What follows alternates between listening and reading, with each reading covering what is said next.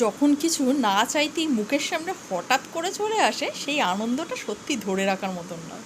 তবে সেই কারণেই ভিডিওতে ধরে রাখলাম, কারণ এই আনন্দ আমি যদি একা উপভোগ করি তাহলে ঠাকুর বড্ড পাপ দিয়ে দেবে। ঠিক সেরকমই খাবারগুলো কোথা থেকে এসে সেটা নয় তোমাদের অজানাই রইলো, তোমরা একটু একটু গেস করতে পারলেও এখানে কমেন্টে লিখে জানিও। তবে আমি বলে দিই কী কী খাবার ছিল। এখানে ফিশ ফ্রাই ছিল, বেবি নান ছিল, একটা চানা টাইপের কি ছিল ঠিক আমি সঠিক নাম বলতে পারবো না, মাটন, চিকেন, কাতলা, যা ইচ্ছে তাই খাও, এরকম একটা ব্যাপার ছিল।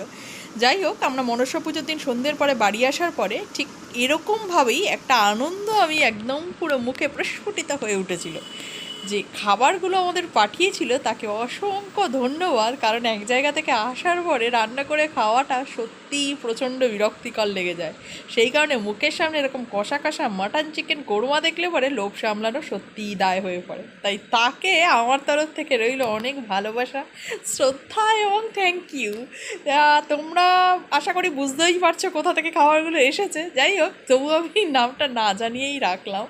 খাবারগুলো অসাধারণ ছিল, আর এরকম ক্যাটারিং যেন বারবার হয়, বারবার যেন আমরা এরকম না চাইতেই খাবারগুলো মুখের সামনে পেয়ে যাই। যাই হোক, তোমাদের যদি এরকম খাবারের কোনো অর্ডার থেকে থাকে আর কি দিতে চাও তোমরা, তো আমার সঙ্গে যোগাযোগ করতে পারো, আমি এনার নাম্বারটা দিয়ে দেবো। এবং খাবার নিয়ে কোনো রকমের কোনো সংশয় নেই, খাবার কিন্তু মুখে লেগে থাকবে।